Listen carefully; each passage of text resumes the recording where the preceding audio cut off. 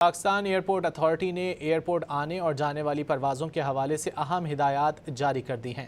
Islamabad airport आने वाली तमाम परवाज़ों को आज इजाफी फ्यूल साथ रखने की हिदायत जारी कर दी गई है। पाकिस्तान एयरपोर्ट अथॉरिटी ने नोटम जारी कर दिया है। मज़ीद जानेंगे डॉन न्यूज़ के नुमाइंदे सैयद वसीम से। सैयद वसीम, बताइए पाकिस्तान एयरपोर्ट अथॉरिटी ने नोटम में क्या कहा है? जी देखें, इस्लामाबाद एयरपोर्ट आने और जाने वाली परवाज़ों के हवाले से अहम हिदायत जारी की गई हैं। इस्लामाबाद एयरपोर्ट आने वाली तमाम परवाज़ों को आज 13 अगस्त से इजाफी फ्यूल साथ रखने की हिदायत जारी की है।